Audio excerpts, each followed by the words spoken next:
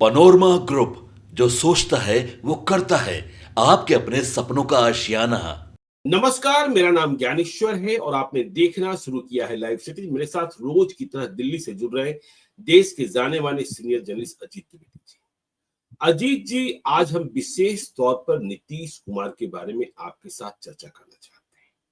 देखिए, नीतीश कुमार को हमने 1994 से, या यूं कहें कि उसके पहले से, जब वह 12 लोकसभा क्षेत्र से चुनाव लड़ रहे थे, मेरा घर उनके गृह क्षेत्र में था, मतलब उनके लोकसभा क्षेत्र में था, तब से देख रहा हूं। और हमने नीतीश कुमार को लालू राबड़ी राज के खिलाफ लड़ते, बहुत मजबूती से लड़ते भी देखा है।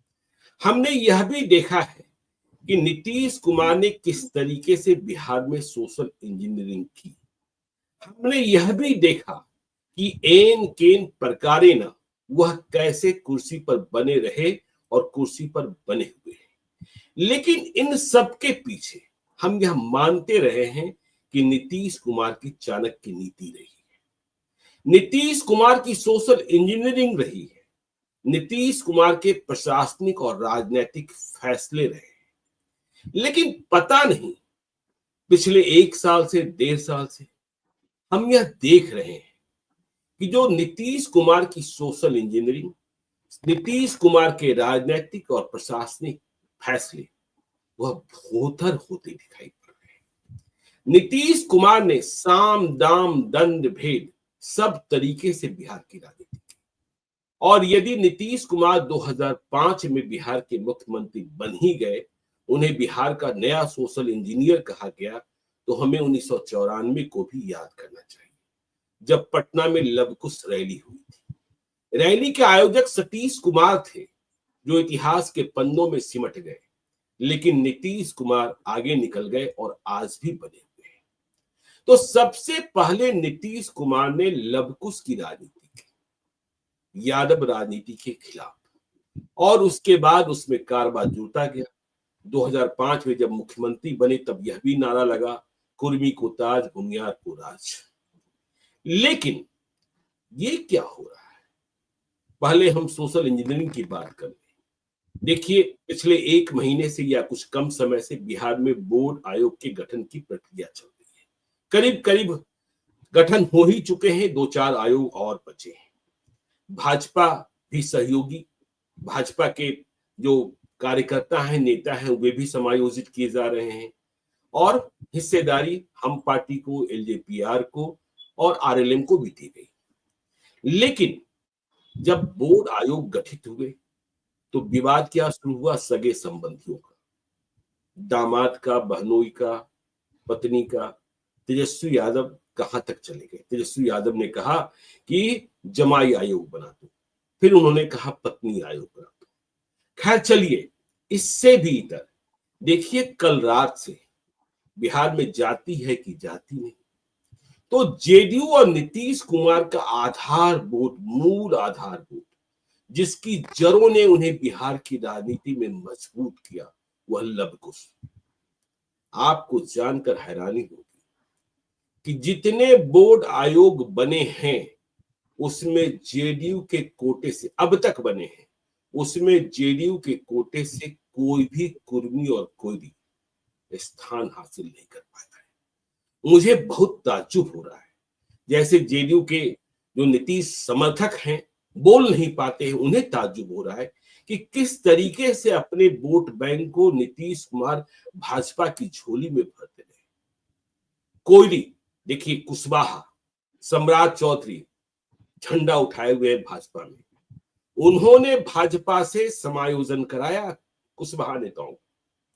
और जब एक मिला, तो उपेंद्र कुशवाहा ने अंगद कुशवाहा को मनवाया, जिन्होंने कभी एक बार टिकट, उपेंद्र कुशवाहा अपने यहां से संभव नहीं था तो दूसरी पार्टी से दिलवा दे रहे थे, तो अंगद कुशवाहा इतने नाराज हो गए थे कि आप मुझे छोड़ रहे हैं, मुझे टिकट मिले न मिले, मैं आपके साथ रहूंगा। तो उपेंद्र कुशवाहा ने सम्मान किया। तो देखिए, कुर्मी कोयली एक भी नहीं। और आपको जानकर आश्चर्य होगा, धानुक भी एक नहीं बना है।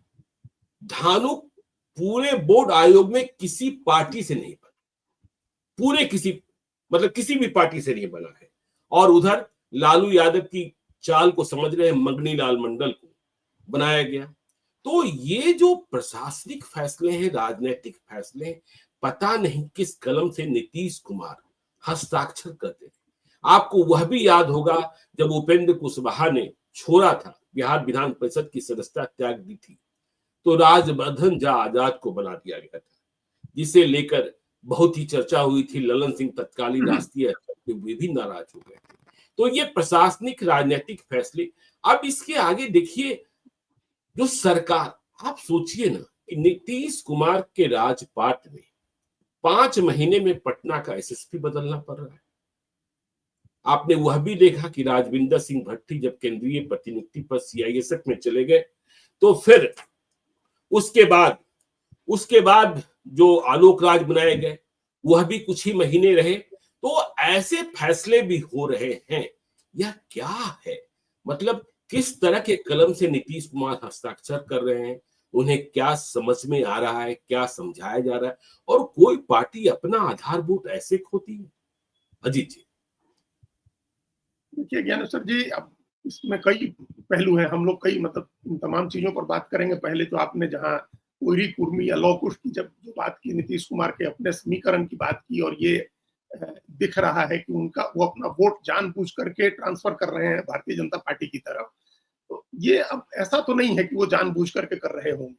देखिए, हम आप सब लोग जानते हैं, प्रशांत किशोर कह रहे हैं, तेजस्वी यादव कह रहे हैं, और जो चीजें वीडियो में दिख रही हैं, सामने दिख रही हैं, उससे लग रहा है कि नीतीश कुमार तो खुद फैसले नहीं कर रहे हैं। तो कोई दूसरा है जो ये फैसले कर रहा है, जो ये फैसला उनके बिहाफ में, और वो किसी वेस्टेड इंटरेस्ट से इस तरह के फैसले करा रहा है। जो शुरुआती निष्कर्ष है, जो पहली नजर में जो चीजें दिख रही हैं, आपको पता है कंप्यूटर में एक ऑप्शन होता है अंडू करने, ऊपर आता है, आप अंडू कर सकते हैं उसको, अंडू का मैसेज लिखा हुआ आता है, या कंट्रोल जेड करने से भी वो चीजें वापस आती हैं, या वो डिलीट हुई चीजें वापस आ जाती हैं, और अंडू करने से आपका जो पहले का किया हुआ है वो मिट जाता है। तो कोई ऐसा है जो नीतीश कुमार के काम को अंडू कर रहा है। कंप्यूटर पर का जो कीबोर्ड होता है, उसकी तरह कोई आदमी उनके तमाम किए गए कामों को अंडू कर रहा है। अंडूइंग करना, ऐसे भी अंडूइंग करना बोलते हैं। तो वो जो उन्होंने किया है, उन सब की मतलब घड़ी की सुई को उल्टा घुमाया जा रहा है एक एक करके। और ये किसी योजना के तहत हो रहा है, ऐसा नहीं है कि ये अनजाने में हो रहा है। देखिए, राजनीति में कभी भी कोई चीज अनजाने में नहीं होती है, अनायास नहीं होती है। वो जिस तरह से डिजाइन की गई होती है, उसी तरह से होती है। तो ये नीतीश कुमार का डिजाइन तो नहीं है। नीतीश कुमार, ये हर आदमी, जैसे आपने कहा, तो मान लीजिए हमारी 1-2 लोगों से बात हुई, हमने पूछा कि भाई ये क्या मतलब क्यों कोयरी कुर्मी नीतीश कुमार छोड़ रहे हैं, तो उन लोगों का ये कहना था, जैसे एक पक्ष है जो ये कह रहा है कि भाई जब नीतीश कुमार खुद ही मुख्यमंत्री हैं, जब कुर्मी मुख्यमंत्री है ही और कोयरी उप मुख्यमंत्री है ही, तो अलग से बोर्ड आयोग में क्या डालना है? बीजेपी तो डाल रही है, या कुशवाहा डाल रहे हैं, नीतीश कुमार बीजेपी डाल रही है, आप अपनी वोट को बीजेपी की झोली में डाल रहे हैं। बीजेपी कर रही है, उपेंद्र कुशवाहा कर रहे हैं, आरजेडी कर रही है, नीतीश कुमार क्यों नहीं कर रहे हैं? तो ये लॉजिक नहीं है कि फिर मुख्यमंत्री है नीतीश कुमार, तो उनको कोई और कोयरी कुर्मी आगे करने की जरूरत नहीं। ये हमारा यही लॉजिक था कि फिर श्रवण कुमार का या आरसीपी सिंह का या फिर मनीष वर्मा का इनका क्या मतलब था? मतलब जब नीतीश कुमार अपने प्राइम डेज में थे, तो उन्होंने अपना प्रिंसिपल सेक्रेटरी आरसीपी सिंह को क्यों बनाया, या अपनी पार्टी का अध्यक्ष उन्होंने आरसीपी सिंह को क्यों बनाया था, या वो संगठन का काम इतने वर्षों तक क्यों संभालते रहते? अगर नीतीश कुमार की ये थिंकिंग होती कि हम मुख्यमंत्री हैं, तो अब हमको किसी दूसरे कुर्मी की जरूरत नहीं है, तो उन्होंने क्यों आगे बढ़ाया था आरसीपी सिंह को या श्रवण कुमार को, या क्यों मनीष वर्मा को इतनी तरजीह दी गई? या ये लॉजिक बाकी सबके लिए पूछिए ना। फिर सम्राट चौधरी क्यों कुशवाहा नेताओं को एडजस्ट करा रहे हैं बोर्ड में? लालू यादव फिर क्यों दूसरे यादव को तरजीह देते हैं? वो कहें कि भाई हम यादव हैं, बस बाकी किसी यादव की जरूरत नहीं है। तो ये ऐसे राजनीति नहीं चलती है। हर जाति अपना प्रतिनिधित्व खोजती है। हर जाति जब वो लिस्ट पढ़ते होंगे, तो कुर्मी लोगों को थोड़ा ऐसा नहीं लगता होगा कि हमारा कोई रिप्रेजेंटेशन नहीं हो रहा है जेडीयू के तरफ से, या कोई नहीं लग रहा हो कि जेडीयू हमको छोड़ रही है, अबेंडन कर रही है। तो ये लॉजिक नहीं है। ये निश्चित रूप से वही हमने कहा कि जो बातें दबी जुबान में कही जा रही हैं, तेजस्वी यादव भी कह रहे हैं। जैसे हमने आज ही देखा, शायद आपने अपने लाइव स्ट्रीम पर ही चलाया है, कि तेजस्वी यादव कह रहे हैं कि निशांत के खिलाफ साजिश हो रही। तो ये निशांत के खिलाफ साजिश की बात नहीं है। ये लग रहा है कि ओवरऑल नीतीश कुमार, उनकी पॉलिटिक्स, उनकी जाति और उनकी पार्टी, सबके खिलाफ साजिश हो रही। एक बिल्कुल। साजिश के तहत उनकी जो भी उपलब्धियां हैं उसको अंडू किया जा रहा है, उसको मिटाया जा रहा है। उनकी जो भी लीगेसी है उसको मिटाया जा रहा है। एक उनकी सबसे बड़ी जब बाकी चीजें जो उन्होंने जोड़ा अपने सोशल इक्वेशन में या सामाजिक समीकरण जो बनाया जो सोशल इंजीनियरिंग की, वो तो लॉ उसके बाद ही जोड़ा। और वो आपने बिल्कुल। कह दिया कि यादव पॉलिटिक्स के खिलाफ जो एक राजनीति खड़ी करनी थी, तो उन्होंने लॉ को चुना।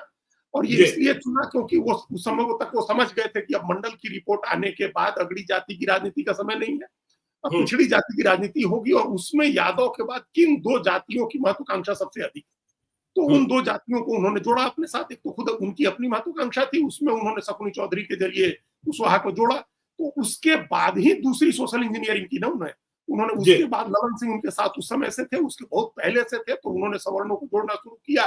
फिर जब मुख्यमंत्री बने तब उन्होंने जाकर के महादलित और अति पिछड़ा ये सब डिवीजन किया और एक बड़ा अम्ब्रेला इंजीनियरिंग की उन्होंने एक अम्ब्रेला इक्वेशन बनाया जिसके दम पर जेडीयू की राजनीति आज तक सफल होती रही।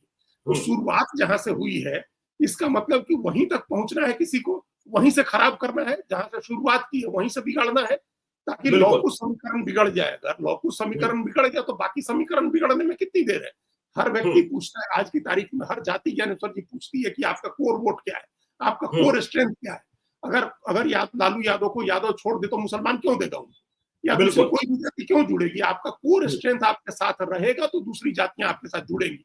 हम सब लोग एक एनालिसिस कर रहे हैं। और जब हम फरवरी में लौट के आए थे बिहार से, पहला मतलब इस साल का अपना पहला दौरा यात्रा करके, तो हमने आपके साथ बातचीत में यही कहा था कि हर आदमी ये भी इंतजार कर रहा है कि अगर फॉरवर्ड सवर्ण जो बीजेपी और जेडीयू को छोड़ करके प्रशांत किशोर के साथ जाते हैं तो हम प्रशांत किशोर के साथ जाएंगे। ये अति पिछड़ी जातियां भी कह रही हैं, ये मुसलमान भी कह रहे हैं कि उनका कोर वोट जो उनके साथ अगर आता है तो हम लोग उनके साथ जाएंगे। तो ये हर पार्टी के लिए, हर व्यक्ति के लिए है। तो नीतीश कुमार का कोर वोट तो कुर्मी ही है और धानुक है, कोई है। और धानुक का जो इक्वेशन है, यही इक्वेशन अगर बिगड़ जाएगा तो उनके साथ कौन रहेगा। फिर उनकी और आपने देखा 2024 के चुनाव में लालू यादव ने कुशवाहा कार्ड कैसे खेला। और देखिए नीतीश कुमार के जो फैसले, राजनीतिक फैसले, हमने आपको स्मरण कराया कि जब उपेंद्र कुशवाहा ने बिहार विधान परिषद की सदस्यता त्यागी तो वहां राजवर्धन आजाद को भेज दिया गया था। इस पर बड़ा बवंडर हुआ। अब देखिए भगवान सिंह कुशवाहा को कुछ महीनों के लिए बिहार विधान परिषद में भेजा गया। बिहार विधान परिषद में 3 कुर्मी एमएलसी हैं, एक जो आंशिक कार्यकाल के लिए भेजे गए भगवान सिंह कुशवाहा। अब कहा जा रहा है कि उन्हें भी जगदीशपुर का विधानसभा चुनाव लड़ाया जाएगा। तो यहां भी कोई दूसरा कुशवाहा, और इधर बोर्ड आयोग में आपने जेडीयू कोटे से भर्ती नहीं किया। अब धानुक में देख लीजिए, धानुक में ललन प्रसाद बन रहे थे, जो सुनील सिंह की सीट खाली हो रही थी, लेकिन सुप्रीम कोर्ट के कारण खेला हो गया। अब बीजेपी में भी देखिए, कहा जा रहा है कोई ललन मंडल नाम के व्यक्ति थे जो पिछली कमेटी में प्रदेश के महामंत्री थे, उन्हें इस बार जगह नहीं मिली है नई कमेटी में। ठीक है, यह भी कहा जा रहा है कि शंभू शरण पटेल को राज्यसभा में भेजा गया, नीतीश कुमार ने रामप्रीत मंडल को सांसद बनाया है, शीला मंडल को बनाया।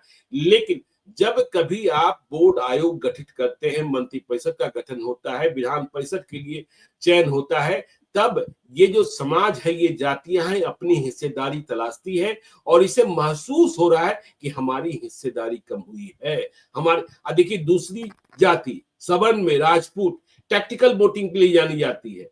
अब तक जेडीयू के खाते से एक चंदन सिंह की पुनर्नियुक्ति हुई है। जो बाकी थे वो इंतजार ही कर रहे थे। और इधर खबर यह भी आ रही है, किसान आयोग का अध्यक्ष भी भाजपा के कोटे से सम्राट चौधरी पटना के जाने पहचाने पूर्व डिप्टी मेयर रूपनारायण मेहता को बनवा रहे हैं। सोचिए जेडीयू का वोट बैंक सीधे बीजेपी की ओर। बिल्कुल। तो वही तो, ये कोई ऐसा नहीं कि बीजेपी जबरदस्ती करके तो नहीं छीन रही है। अगर नीतीश कुमार डिसीजन करने की स्थिति में होते तो ये नहीं हो पाता, बीजेपी नहीं कर पाती। अब हम लोगों ने पहले भी चर्चा की है, मंटू पटेल ही मंत्री थोड़ा बन पाते। बिल्कुल। तो अगर नीतीश कुमार फैसला कर रहे होते तो ये नहीं होता। तो बीजेपी की एक योजना है, बीजेपी की एक रणनीति है, जो हम लोग मंटू पटेल को ने जो कुर्मी चेतना कुर्मी रैली की पटना में, उस दिन से हम लोग चर्चा कर रहे हैं। उस दिन उसके 1-2 दिन पहले भी चर्चा की थी हम लोगों ने, और उसके बाद भी चर्चा की। जब उनके पोस्टर होर्डिंग्स लगे थे, उन्होंने रैली की, उस पर भी हम लोगों ने चर्चा की, फिर वो मंत्री बन गए। तो ये चीजें ऐसी हो रही हैं। बीजेपी एक योजना के तहत उस वोट को अपने साथ जोड़ने की कोशिश कर रही है जो जेडीयू का वोट है, और उसी के लिए सम्राट चौधरी का चेहरा आगे है, बड़ा चेहरा है, और उसमें लॉ कुश समीकरण से आते हैं। तो भाई कुशवाहा तो ये कह ही सकता है ना कि इतने दिन हम लोग नीतीश कुमार का झोला ढोटते रहे, अब आप भूलिए सम्राट चौधरी का झोला, आप आइए सम्राट चौधरी के साथ, उनको मुख्यमंत्री बनाइए। कुशवाहा तो ये कह ही सकता है। कल रात को दिल्ली में भाजपा के एक बड़े नेता से हमारी बातचीत, अमित शाह के डिनर का प्रसंग आ गया। हमने कहा अमित शाह ने तो कहा कि अभी तो नेतृत्व कर रहे हैं, तो हमने पूछा कि आगे क्या प्लान है। अब उनका जवाब सुनिए। उन्होंने कहा कि देखिए, आप लोग कह रहे हैं कि जो अनुमानित नतीजे हैं, जो पोल ट्रैकर्स चल रहे हैं, वो कहते हैं कि बीजेपी और आरजेडी की सीटें कम होगी, जेडीयू की सीटें बढ़ेगी, आप कह रहे हैं। हमने कहा हाँ, कह रहे हैं कि कांग्रेस की सीटें भी कुछ बढ़ सकती है, आप कह रहे हैं। प्रशांत किशोर का खाता खुल सकता है, कह रहे हैं। एलजेपीआर की सीटें बढ़ जाएगी, आप कह रहे हैं। आप यह बताइए कि यदि बीजेपी की सीटें कुछ घट भी जाती है तो क्या बीजेपी के विधायक जेडीयू के विधायकों की कुल संख्या से कम हो जाएंगे? हमने कहा नहीं, ऐसा नहीं होगा। तो उन्होंने कहा फैसला हो गया, फैसला हो गया। जब कम होने के बाद भी यदि हम जेडीयू से बड़े होंगे तो फिर समझिए फैसला हो गया। तो छुपी हुई रणनीति तो है ही ना। वो तो है, वो रणनीति तो हम लोग चर्चा कर रहे हैं और वो दिख रहा है। आपने लिखा भी था कि भाई, आपने लिखा था, आप मॉडेस्ट थे थोड़े, आपने लिखा कि चुनाव के बाद हो सकता है 1 साल के भीतर बीजेपी का मुख्यमंत्री मिल जाए, लेकिन हो सकता है कि तुरंत ही मिल जाए, चुनाव के तुरंत बाद मिल जाए। क्योंकि नीतीश कुमार जब कोई डिसीजन करने की स्थिति में नहीं है, जब वो अपना वोट आधार संभालने की स्थिति में नहीं है, जब अपने वोट को, अपनी जाति को, अपनी कम्युनिटी को, अपने कोर वोट बेस को एड्रेस करने की स्थिति में नहीं है, तो चुनाव के बाद वो कैसे इस बात के लिए असर्ट करेंगे कि हमको मुख्यमंत्री बनाइए? उनकी तरफ से कौन असर्ट करेगा?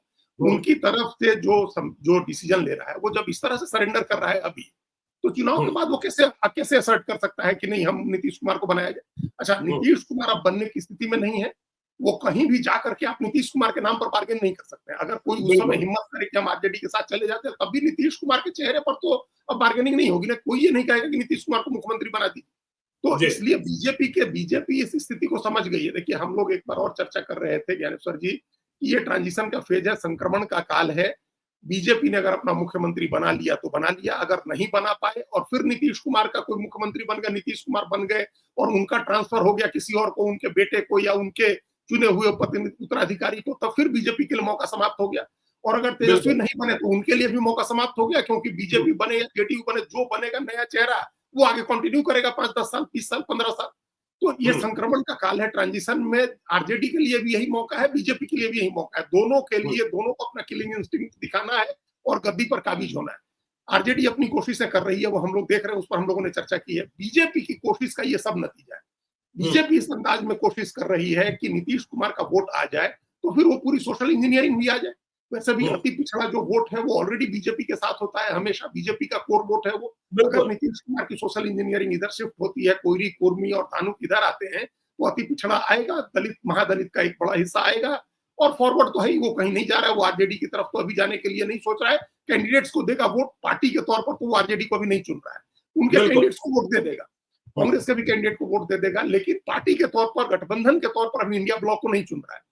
तो ये बीजेपी का गेम प्लान है। बीजेपी अपनी तरफ से हर सामाजिक समीकरण उसने साध लिया है। बीजेपी, देखिए, मल्लाह भी साध लिया है, उसका भी केंद्रीय मंत्री बना दिया है, वो कुशवाहा भी साध रहे हैं, उनका उप मुख्यमंत्री है, वैश्य उनका हमेशा से कोर वोट रहा है, धानु साध रहे हैं, तो तमाम चीजें वो अपने समीकरण साध। इसका आशय तो ये हुआ ना जी कि देखिए, जो बीजेपी ने लिस्ट दी उसमें उसने सामाजिक समीकरण, सोशल इंजीनियरिंग का ख्याल रखा और उस पर वह अड़ गई कि इनका इस जाति का तो होगा ही। और जब यह लिस्ट सामने आ गई और इस जाति का प्रतिनिधित्व बीजेपी से ही देना है, तो फिर जेडीयू मजबूर हो गई कि भाई अब तो हम दे ही नहीं सकते। हाँ, तो ये तो हम, हाँ ज्ञानेश्वर जी, जेडीयू कब इतनी मजबूर रही थी? इसके पहले तो कभी इतनी मजबूर नहीं रही। जो चाहती थी जेडीयू, पहले जेडीयू की लिस्ट जाती थी, बची हुई चीजें बीजेपी को या किसी और को मिलती थी। अब यह उल्टा हो गया है कि बीजेपी की लिस्ट को एडजस्ट करिए और जो बची हुई जगह है उसमें फिर जेडीयू अपने तरह से लोगों को रखे। और ये वो लोग जो लोग भी डिसीजन कर रहे हैं, वो इस काम को होने दे रहे हैं। उनका अपना इंटरेस्ट है, या तो लालच है, या किसी तरह का दबाव है, किसी तरह की मजबूरी है, या उन लोगों ने ये हकीकत भांप लिया है कि अब आने वाला समय बीजेपी का है, तो अब नीतीश कुमार तो अपने दिमाग में, अपने उसमें है नहीं कि नीतीश कुमार कुछ समझ सके। तो ये भी चीजें हैं। लेकिन ये तो साफ दिख रहा है कि कोई ना कोई साजिश नीतीश कुमार की, उनकी पार्टी के खिलाफ हो रही है और उनके तमाम किए गए कामों को अंडू किया जा रहा है। इसी आयोग निगम की ही बात करें, बोर्ड की ही बात करें ज्ञानेश्वर जी, तो एक तो सामाजिक समीकरण उनका पूरी तरह से फेल हो गया। उनका अपना कोर वोट आधार का आदमी एडजस्ट नहीं हुआ, किसी बोर्ड निगम में। अब एक आध बोर्ड जो बचा हुआ है उसमें कहीं कोई रख दे, हम लोग चर्चा कर रहे हैं, आज कोई रख दे आगे, वो तो अलग बात है, लेकिन कोई अभी तक तो नहीं रखा। और उसके बाद ये जो भाई भतीजावाद और जो आपने कहा परिवारवाद और दामादवाद और मेहरारूवाद जो कह रहे हैं तेजस्वी यादव, ये कहने का मौका भी तो इसी से मिला। ये भी तो एकदम कंट्रास्ट है नीतीश कुमार की पॉलिटिक्स का। नीतीश कुमार ने तो कभी अपने जीवन में ऐसी राजनीति नहीं की, ये तो उनकी राजनीति का कंट्रास्ट है ना। तो जो हमने कहा कि जो कोई अंडू कर रहा है उनके किए हुए हर काम को, तो ये भी एक अंडू कर दो। पहले एक अंडू कर दिया काम उनका, एक काम मिटा दिया कि वो अपनी जाति को लेकर के, देखिए सब आदमी ये कहता रहा कि राज कुर्मी का और ताज भूमिहार का ये एक मिथक है ज्ञानेश्वर जी, मिथक है। इसमें चूंकि हम सब लोग जानते हैं हमारे मोतिहारी तक में और बेतिया तक में किस मात्रा में कुर्मी नालंदा के भर्ती हुए सरकारी विभागों में, ये आप खोज करके देखिए, कोई लिस्ट निकलवाएगा आगे आने वाले दिनों में तो पता चले। तो राज हमेशा नीतीश कुमार का रहा, ताज भी नीतीश कुमार का रहा, राज भी नीतीश कुमार का रहा, ताज कुर्मी का रहा, राज भी कुर्मी का रहा। राज जिस तरह से, जिस ठसके से आरसीपी सिंह ने राज चलाया बिहार में, वैसा किसी ने चलाया था क्या? किसी की? बिल्कुल। तो राज देखिए, जब राज और ताज की बात करते हैं तो देखिए, कभी तो रामविलास पासवान के लिए भी कहा जाता था पहले परिवार फिर भूमिहार। हाँ वही कि भाई सूरजभान को, सुनील पांडे को आगे कौन ले जा सकते थे। ठीक बात है, ठीक बात है। अभी भी क्या है, अभी भी है, पहले परिवार है उसके बाद ही कोई है। और अब नीतीश कुमार के यहाँ यही है कि पहले कुर्मी फिर नालंदा, पहले कुर्मी फिर नालंदा, फिर उसके बाद जिसका नंबर आया उसको मिल गया तो ठीक है, नहीं तो कोई बात नहीं। इस अंदाज में उन्होंने राज किया। तो पहले अंडू किया गया, इस बात को मिटा दिया गया कि नालंदा नहीं, नालंदा में भी भारतीय जनता पार्टी का आदमी मंत्री बना, कुशवाहा मंत्री नालंदा से बीजेपी ने बनाया। बिल्कुल, मतलब आपका नालंदा भी बीजेपी का, कोयरी कुर्मी धानुक भी बीजेपी का। तो नीतीश कुमार जो कर रहे थे, जो उनका पहली राजनीति थी, उसको मिटा दिया गया।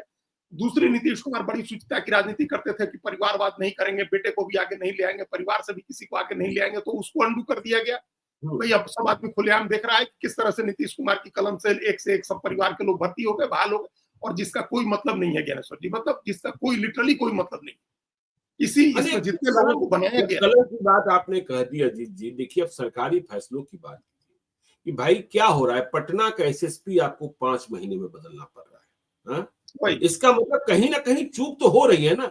और देखिए, पटना का एसएसपी आपने बदला, अवकाश कुमार गए, कार्तिकेय कुमार शर्मा आ रहे हैं। देखिए, लाया इस तरीके से गया कि कोई सिंघम आ रहे हैं, और उनकी छवि अच्छी रही भी है कार्तिकेय कुमार शर्मा की। तो जब कोई आ रहा होता था और उसके नाम का खौफ होता था तो अपराधी कांप जाते थे। लेकिन हमने कल ही देखा, आज सुबह जब अखबारों में हमने पढ़ा कि पटना जिले में ही दानापुर से सटे, पटना राजधानी से कितना दूर है, नौबतपुर, वहां रंगदारी के खिलाफ कल दिन भर बाजार बंद रहा। अब सोचिए रंगदारी कहां तक पहुंच गई है, बाजार बंद रहा। पिछले दिनों जब तबादला नहीं हुआ था, अवकाश कुमार पटना के सीनियर एसपी ने प्रेस कॉन्फ्रेंस करके कहा था कि पटना के बेऊर जेल में बंद अपराधी ने फला से रंगदारी मांगी। तो सोचिए 5 महीने में आपको एसएसपी बदलना पड़ रहा है। राजविंदर सिंह भट्टी के बाद आलोक राज आए, आलोक राज भी कितने दिनों तक रह पाए। फिर विनय कुमार और कुंदन किशन बहुत प्रयास कर रहे हैं, इसमें कहीं कोई शक नहीं है। लेकिन यह भी खबर है कि देखिए, बिहार में ऐसे ऐसे चालाक विधायक हैं जो विनय कुमार के जनता दरबार का दूसरा फायदा भी उठा रहे हैं कि यदि किसी पुलिस पदाधिकारी से खुन्नस है तो अपने इलाके से रोज 5 आदमी को भेज दे रहे हैं, क्योंकि सहज सुलभ है, सर्व सुलभ है और सबकी सुनते हैं विनय कुमार। तो विनय कुमार भी परेशान हो जाते हैं कि अरे रोज 5 आदमी, रोज 5 आदमी, रोज 5 आदमी, लेकिन इसके पीछे भी कोई ना कोई कहानी और किरदार हो। तो ये क्या हो रहा है, मतलब समझ में बात नहीं आती कि 5 महीने एसएसपी बदलना पड़ रहा है, नौबतपुर में रंगदारी के खिलाफ बाजारें बंद हो रही हैं। तो फिर तो बहुत मुश्किल वाली स्थिति जो यूएसपी है लॉ एंड ऑर्डर की, सोचना पड़ेगा। हाँ भाई, अब उसी पर हम आ रहे थे कि ये जैसे पॉलिटिक्स हो गई, कोर कास्ट की पॉलिटिक्स, सोशल इंजीनियरिंग, उसको फेल कर दिया गया, मिटा दिया गया। परिवारवाद, उनकी शुचिता, नैतिकता का जो एक हाई मोरल ग्राउंड था नीतीश कुमार का, उसको डाउन कर दिया गया। अब आए सुशासन, जो उनका सबसे मतलब जिसके दम पर वो राज किए, जिसके लिए वो जाने गए सुशासन बाबू कहे जाते हैं, वो इमेज तो उनकी पूरी तरह से खत्म हो गई। क्योंकि हम लोग ही पिछले 1-1.5 महीने में 3-4 बार तो अपराध को लेकर के चर्चा कर चुके, कितना क्राइम बढ़ रहा है बिहार में, और प्रशासनिक विफलता कितनी है। अभी आप जब कह रहे थे कि एसपी 5 महीने में एसएसपी बदलना पड़ा पटना में, तो हमको अभी मन हमने कैलकुलेट किया, हमको लगता है कि 1.5 साल में 3 कलेक्टर भी बदले। आप मोतिहारी के जो कलेक्टर थे उनको लेके आए, उनको पटना का बनाया कलेक्टर, फिर चंद्रशेखर आए और फिर त्यागराजन आए। तो 1.5 साल में हमको लगता है कि ये आपने 3 कलेक्टर भी बदले। तो ये डिसीजन किस तरह से डिसीजन हो रहा है? इसका मतलब कि बहुत थॉटफुल तरीके से डिसीजन नहीं हो रहे हैं ना। बिल्कुल विम्स फैंसीज में एक व्यक्ति या 2 व्यक्ति के विम्स एंड फैंसीज से डिसीजन हो रहे हैं, और नीतीश कुमार की जो पसंद है, उस पसंद को भी दरकिनार किया जा रहा है। मतलब उनको या तो धोखा दिया जा रहा है, उनसे कुछ उल्टी बात कही जा रही है, या उनको झांसे में रख करके और दस्तखत कराए जा रहे हैं लोगों की नियुक्तियों पर। इस तरह की भी चीजें हो रही हैं। अगर थॉटफुल तरीके से आप सोच करके ले आते, जैसे एक थॉटफुल तरीके से आप दिल्ली से लेके गए थे राजविंदर सिंह भट्टी को, आप वो चले गए, फिर यहाँ से वो वापस पटना से चले आए। उसी तरह से आप कुंदन कृष्णन को ले गए हैं, तो एक थॉट के साथ ले गए ना। आप उनको रखेंगे, उनको समय देंगे, उनको मौका देंगे, तो वो सफल होंगे। तब उस आधार पर आप उनका आकलन करेंगे। नहीं, आपको देखिए चुनौती, अब तो चुनौती और गंभीर है जी। चुनाव करीब आ रहा है। अब देखिए एसडीएम एसडीपीओ की तैनाती जो होनी है, जो विधानसभा क्षेत्र जिस पार्टी का है, उसके जो विधायक हैं या जो लड़ने वाले हैं, या उस पार्टी के जो नेता हैं, चाहे वो सम्राट चौधरी हो चाहे संजय कुमार झा हो, उनकी संस्कृति से ही वहां एसडीपीओ और एसडीएम तैनात होना है। ऐसा नहीं कि पहली बार हो रहा है, लालू यादव के राज में तो और भी खुले तौर पर होता था, ठीक है, खुले तौर पर होता था।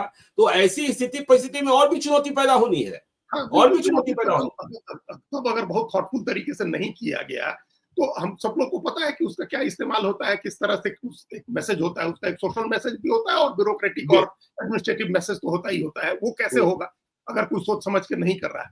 और अब हमको इसमें इसके आगे जो तस्वीर दिख रही है ज्ञानेश्वर जी, वो ये है कि अगर किसी योजना के तहत इस काम को अंजाम दिया जा रहा है कि उनका वोट बैंक खत्म हो, टूटे बिखरे, बीजेपी की तरफ शिफ्ट हो, उनकी इमेज डेंट हो, उनकी इमेज खराब हो, उनके बारे में गलत धारणा लोगों के मन में बने, तो इसके आगे क्या होगा?